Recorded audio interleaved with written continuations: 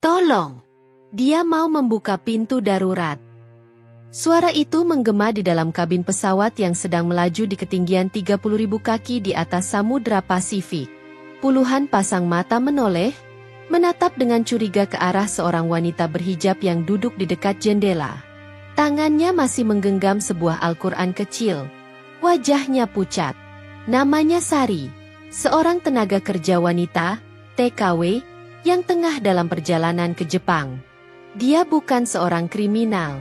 Dia bukan ancaman. Namun, di mata sebagian penumpang yang dicekam prasangka, dia telah menjadi musuh. Assalamualaikum warahmatullahi wabarakatuh. Sebelum menyimak kisahnya, silahkan tekan tombol subscribe terlebih dahulu, dan tinggalkan komentar dengan menuliskan sholawat sebagai bentuk rasa cinta dan penghormatan kita. Selamat menonton. Sari menatap jendela pesawat dengan perasaan campur aduk.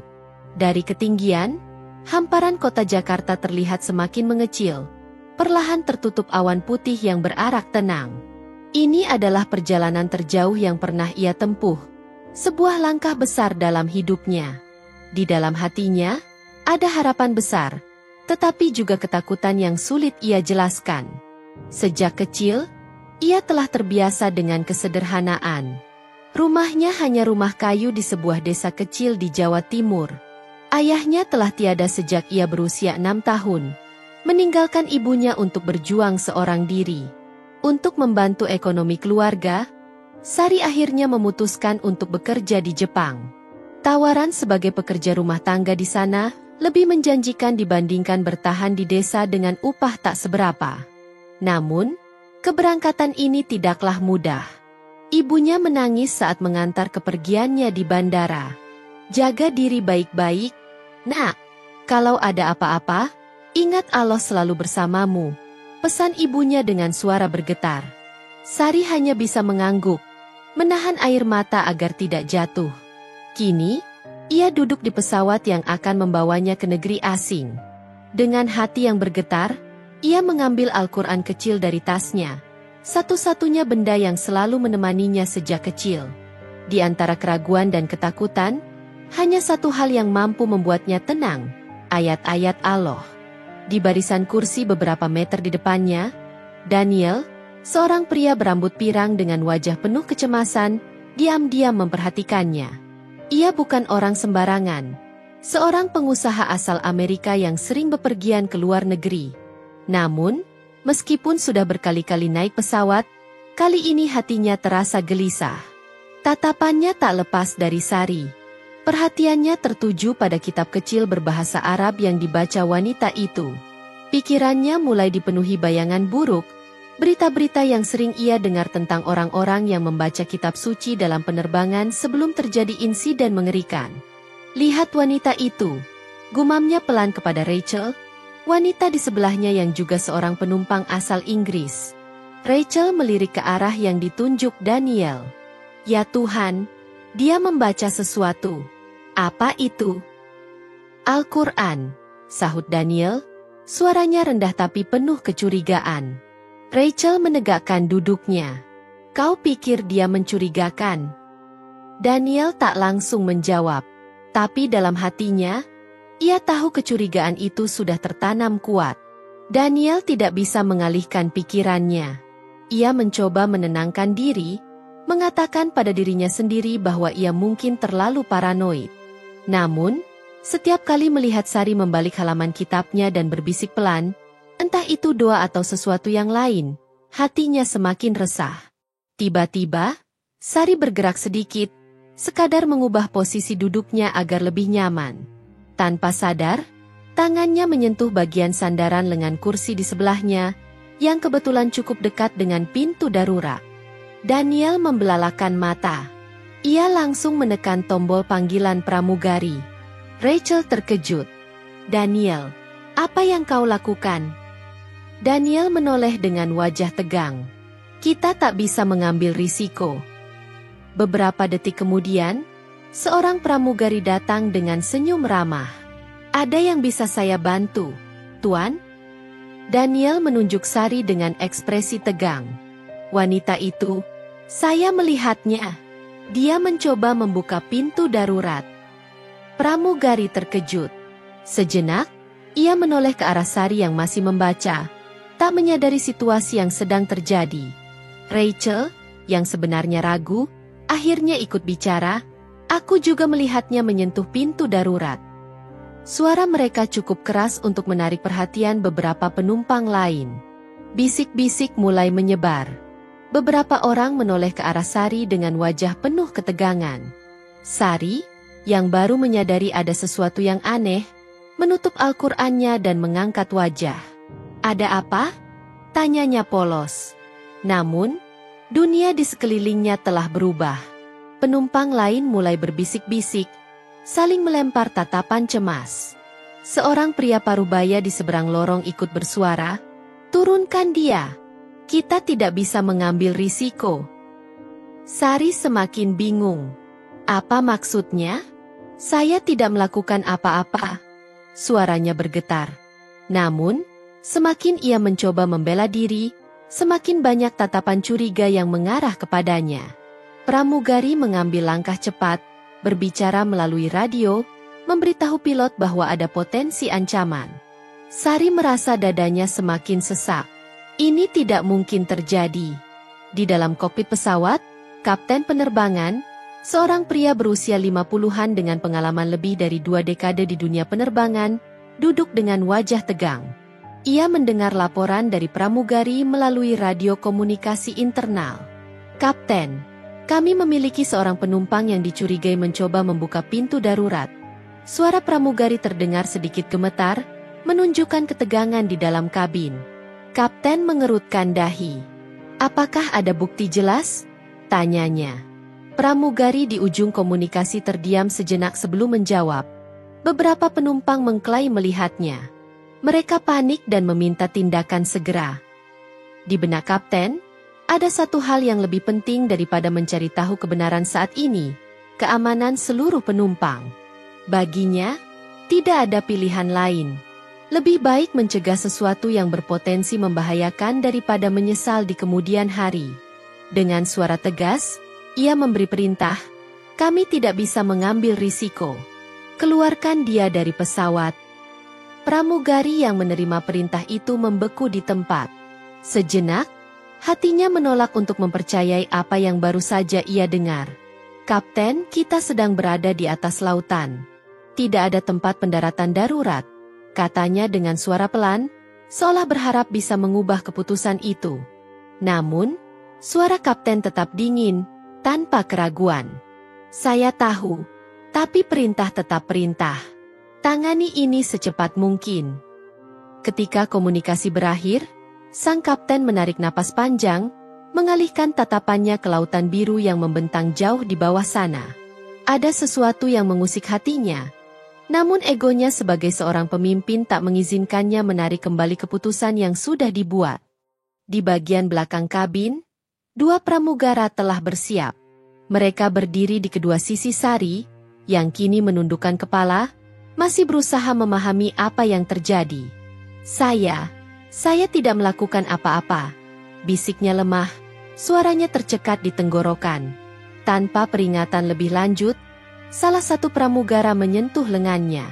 "Maaf, Bu, Anda harus ikut dengan kami." Sari mendongak, menatap mata pria itu dengan penuh harap. "Tolong, jangan lakukan ini. Saya hanya membaca Al-Qur'an."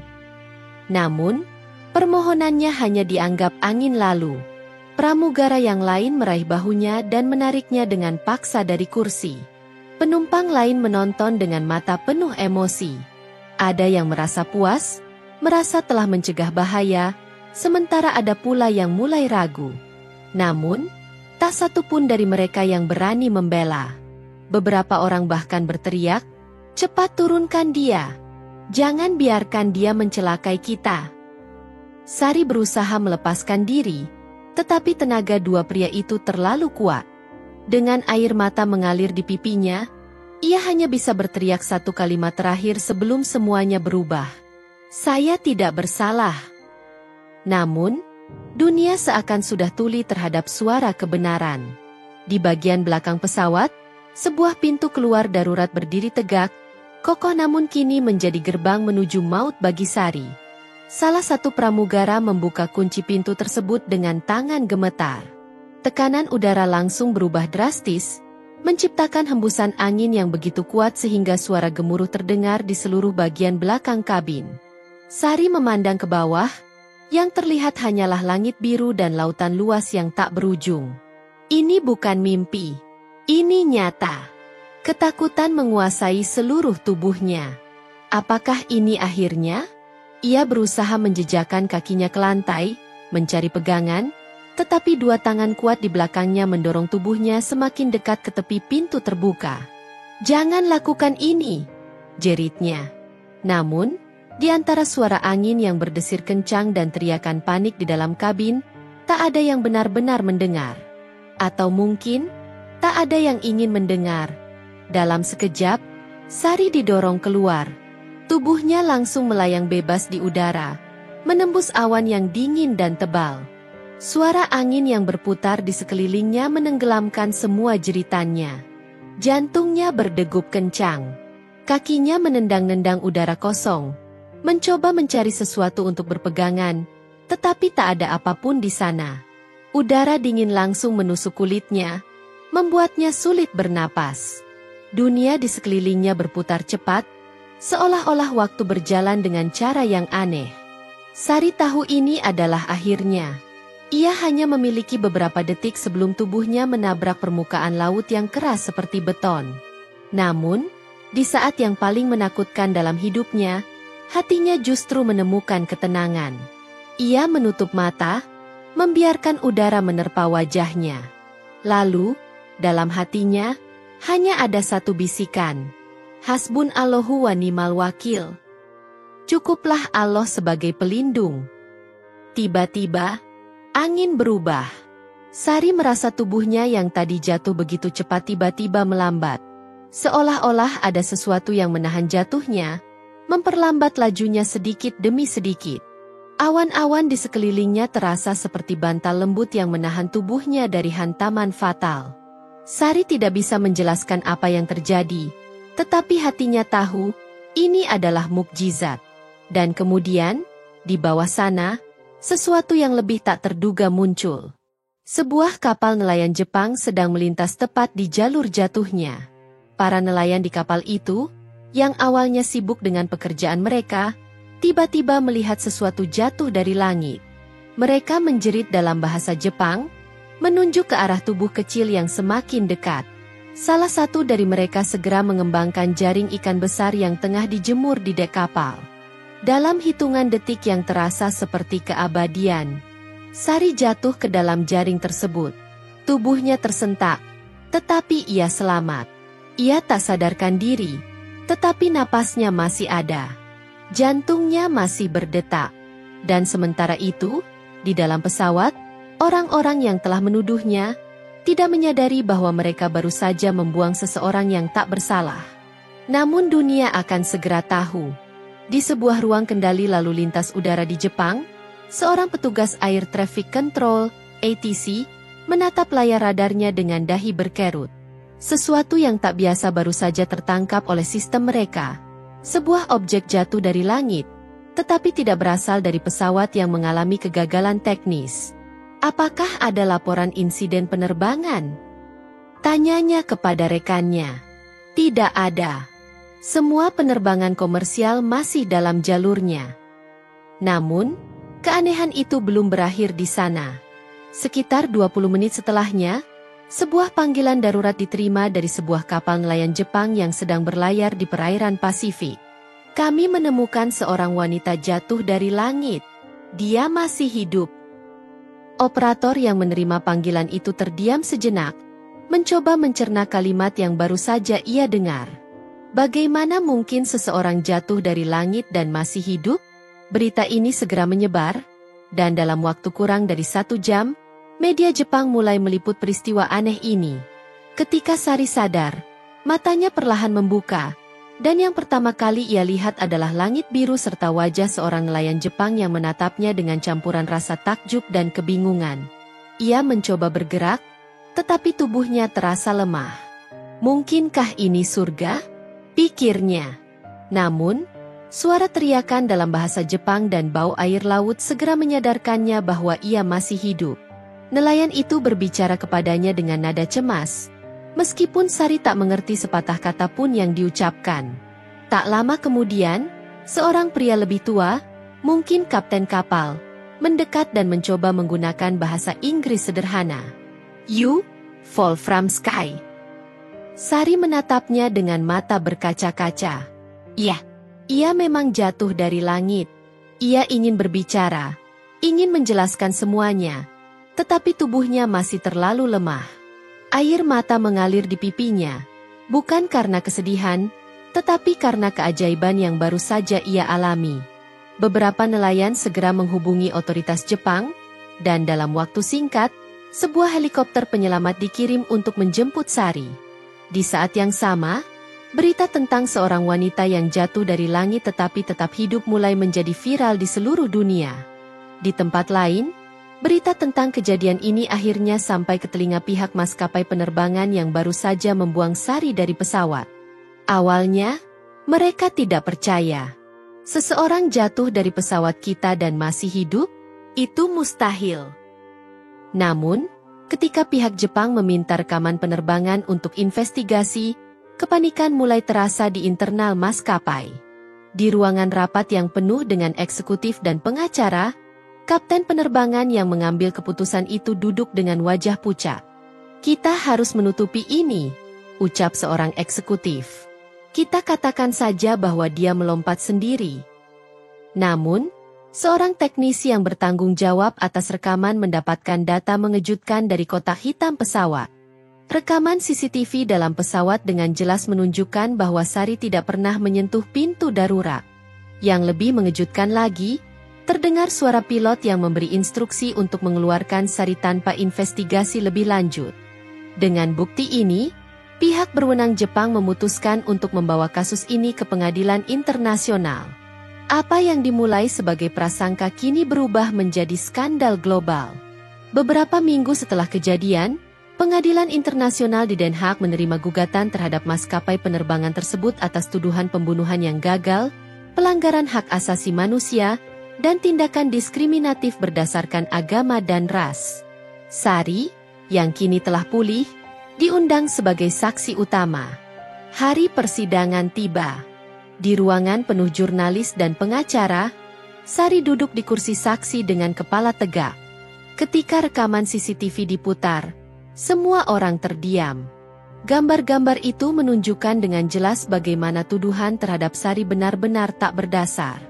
Beberapa orang di ruang sidang terkejut saat mendengar suara pilot yang memerintahkan pramugari untuk membuangnya dari pesawat tanpa mempertanyakan kebenaran tuduhan tersebut. Seorang hakim bertanya dengan nada tajam kepada perwakilan maskapai, "Bisakah Anda menjelaskan mengapa seorang wanita yang tak bersalah harus hampir kehilangan nyawanya karena prasangka?" Tidak ada jawaban. Hanya wajah-wajah yang tertunduk penuh rasa malu. Sari menatap mereka satu persatu. Ia bukan lagi korban. Kini, ia menjadi saksi yang membuka kebusukan dunia yang penuh prasangka. Keputusan pengadilan diumumkan. Maskapai penerbangan dinyatakan bersalah dan dikenakan denda miliaran dolar. Pilot serta beberapa awak kabin yang terlibat dihukum dengan hukuman berat, dan pihak eksekutif maskapai terpaksa mengundurkan diri.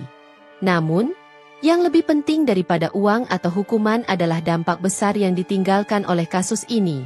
Untuk pertama kalinya dalam sejarah penerbangan, dunia menyaksikan betapa berbahayanya prasangka terhadap seseorang hanya karena agamanya. Beberapa bulan setelah pengadilan, sejumlah kebijakan internasional tentang prosedur keselamatan penerbangan diperbarui, termasuk larangan membuat keputusan ekstrim berdasarkan prasangka tanpa bukti. Di berbagai negara, para aktivis mulai menyerukan kesetaraan dan perlindungan bagi para penumpang yang sering menjadi korban diskriminasi dalam perjalanan udara. Sari sendiri tidak meminta banyak. Ia hanya ingin kembali ke keluarganya, menjalani hidup yang damai. Namun, ia tahu bahwa hidupnya tidak akan pernah sama lagi. Ia kini menjadi simbol perlawanan terhadap ketidakadilan. Dan di balik semua penderitaan yang ia alami, ia menemukan satu pelajaran penting. Allah tidak pernah meninggalkan hambanya yang berserah diri kepadanya. Sari menatap dirinya di cermin. Wajahnya masih sama, sederhana, dengan sorot mata yang tenang. Namun, di balik ketenangan itu, ia bukan lagi Sari yang dulu. Dunia telah menyaksikan bagaimana seorang wanita berhijab yang tak bersalah dijatuhkan dari pesawat di ketinggian 30.000 kaki, hanya karena prasangka buta. Mereka melihat bagaimana ia bertahan hidup dalam keajaiban yang tak bisa dijelaskan sains. Kini, ia bukan hanya seorang mantan TKW yang mencari nafkah di negeri orang. Ia telah menjadi simbol perjuangan melawan diskriminasi dan ketidakadilan. Undangan wawancara dari berbagai media internasional berdatangan. Wartawan dari Amerika, Eropa, dan Timur Tengah ingin mendengar kisahnya langsung. Aktivis hak asasi manusia menyebutnya sebagai wanita yang menantang langit. Namun, Sari menolak glamor dunia. Ia tak ingin menjadi selebriti, tak ingin mengejar ketenaran. Baginya, yang paling penting adalah menyampaikan satu pesan. Ketidakadilan tidak akan hilang jika kita diam. Tapi dalam setiap kesulitan, Allah selalu memberi jalan bagi mereka yang berserah kepadanya. Ketika pesawat yang membawanya kembali ke Indonesia mendarat, Sari tak menyangka bahwa ribuan orang telah menunggunya di bandara. Di antara kerumunan itu, seorang wanita tua berdiri dengan mata berkaca-kaca. Sari hampir tak bisa menahan tangis saat melihat wajah itu, ibunya. Begitu ia keluar dari terminal, ibunya langsung memeluknya erat. Tangannya yang keriput menyentuh wajah Sari seolah ingin memastikan bahwa putrinya benar-benar ada di sana, masih hidup. Allah Maha Besar, Nak, suaranya bergetar. Aku pikir aku sudah kehilanganmu. Air mata Sari tumpah. Betapa ia merindukan pelukan ini. Di belakang ibunya, beberapa kerabat dan teman sekampungnya juga hadir.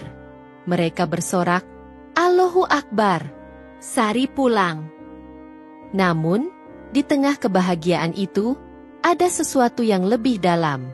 Di balik semua ucapan selamat, ada kesadaran baru di dalam hati Sari, bahwa ia tidak bisa hanya kembali ke kehidupannya yang lama. Allah telah memberinya kisah yang begitu besar, dan ia harus melakukan sesuatu dengannya. Beberapa hari setelah kepulangannya, Sari duduk di beranda rumahnya yang sederhana. Angin sore berembus lembut, mengayunkan dedaunan di halaman kecil mereka. Di pangkuannya, Al-Quran kecilnya yang dulu ia bawa di pesawat masih ada. Tangannya perlahan membukanya. Jari-jarinya menyusuri lembaran yang hampir membawanya kepada kematian, namun juga menyelamatkannya. Ia teringat bagaimana prasangka buta hampir merenggut nyawanya. Bagaimana manusia bisa begitu cepat menilai sesuatu hanya dari apa yang mereka lihat di permukaan. Bagaimana ketakutan bisa menghapus logika dan rasa kemanusiaan. Tetapi ia juga belajar bahwa di tengah ketidakadilan, akan selalu ada keajaiban. Allah tidak pernah tidur. Ketika manusia meninggalkannya, Allah tetap bersamanya. Di halaman Al-Quran yang terbuka di pangkuannya, ia membaca satu ayat yang begitu dalam maknanya. Barang siapa bertakwa kepada Allah, niscaya Dia akan membukakan jalan keluar baginya, dan memberinya rezeki dari arah yang tidak disangka-sangka. Quran Surah At-Talaq 23. Dan di saat itu, Sari tahu, Allah telah menepati janjinya. Berbulan-bulan setelah persidangan, dampak dari kasus Sari masih terasa di seluruh dunia. Banyak maskapai penerbangan memperbarui prosedur keamanan mereka, memastikan bahwa tidak ada lagi orang yang diperlakukan tidak adil hanya karena prasangka. Beberapa negara mulai mengedukasi masyarakat tentang bahaya diskriminasi di penerbangan internasional. Sari menerima surat dari seorang wanita Muslim di Eropa. Aku selalu takut naik pesawat karena sering mendapat perlakuan buruk dari penumpang lain. Tapi kisahmu memberiku keberanian. Kini, aku tahu bahwa kita berhak berada di sini. Terima kasih, Sari. Ia membaca surat itu dengan mata berkaca-kaca. Jika cobaan ini harus terjadi agar dunia belajar, maka ia menerimanya dengan lapang dada. Sari menutup Al-Quran kecilnya dan tersenyum. Ia telah melalui badai yang begitu besar, namun ia tidak tenggelam. Ia telah dilempar keluar dari pesawat, namun ia tidak jatuh ke dalam kematian. Ia telah difitnah dan dituduh tanpa alasan. Namun Allah membalikan keadaan dan mengungkap kebenaran. Kini, hidupnya bukan sekadar tentang bekerja di negeri orang. Hidupnya adalah tentang membagikan kisah ini kepada dunia. Bukan untuk membalas dendam. Bukan untuk mencari perhatian. Tetapi untuk menunjukkan bahwa dalam setiap kesulitan, selalu ada pertolongan Allah. Dan selama seseorang berserah diri kepadanya, tidak ada fitnah atau ketidakadilan yang bisa benar-benar menghancurkannya. Karena Tuhan selalu memberikan jalan.